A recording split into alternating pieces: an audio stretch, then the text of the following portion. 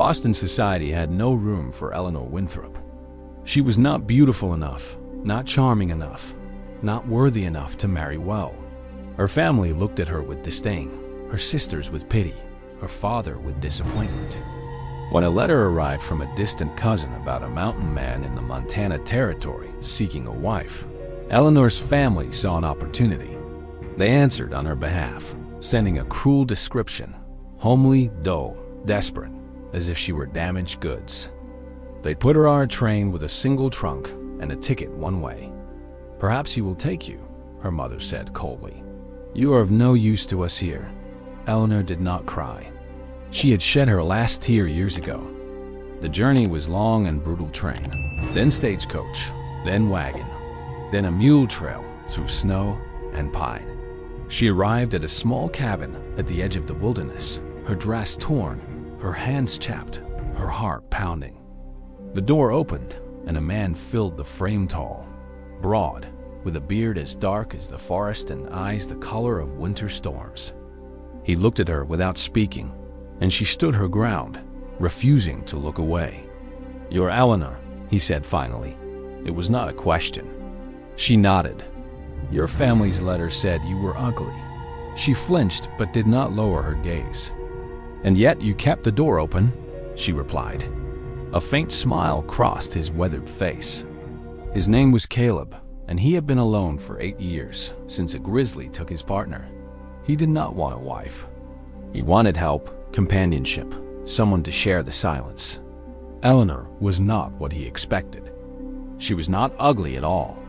She learned to chop wood, to skin rabbits, to read the weather and the tracks in the snow. Her hands grew calloused, her skin tanned, and her spirit, long buried, began to unfurl. Caleb watched her with growing wonder. One evening, she caught him staring. "Why did you keep me?" she asked. He was quiet for a long moment.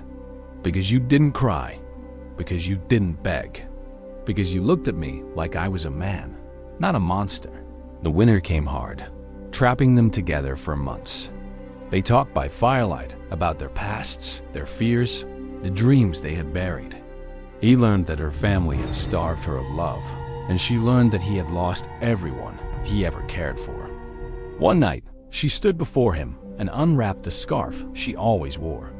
Beneath it was a scar, pale and raised, from a burn her sister had inflicted when Eleanor was 12. "This is why they called me ugly," she said.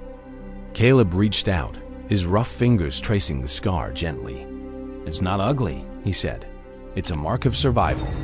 You survived them. You survived the journey. You survived me." She closed her eyes, and for the first time, she felt beautiful. Spring came, and with it, a letter from Boston. Her father had died, and her family wanted her back to care for their aging mother. They promised to accept her, to give her a place, to stop the cruel jokes. Eleanor read the letter twice. Caleb saw her face and knew what it meant. "If you want to go, I will not stop you," he said. She looked at the cabin, at the mountains, at the man who had seen her true face. "I have never had a home," she said. "Until now." She wrote back a single line. "I am already where I belong." Then she burned the letter and turned to Caleb. He was standing at the window, his back to her, his shoulders tense. She walked to him and placed her hand on his arm. "I am not ugly," she said. He turned. "No, you are not." She stepped closer. "And you are not alone." He pulled her into his arms, and she felt his heart beating against hers, strong and sure. The silence between them was no longer empty.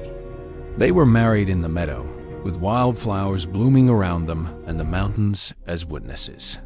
There was no preacher, no family, no society to judge. There was only the two of them, finally whole. Years later, a traveler came through the territory, carrying news from Boston. The Winthrop family had fallen into ruin debts, scandals, shame. Eleanor listened without emotion. "They sent me away to hurt me," she said. "Instead, they set me free." Caleb took her hand, his thumb brushing her scar.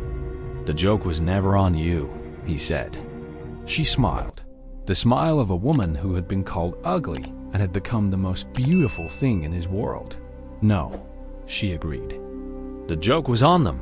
They grew old together in that cabin, their children running through the same meadow where they had exchanged vows. And when people asked how they met, Eleanor would tell the truth. My family set me as a cruel joke, but he saw what no one else did, and I stayed because he was the first person who ever truly saw me.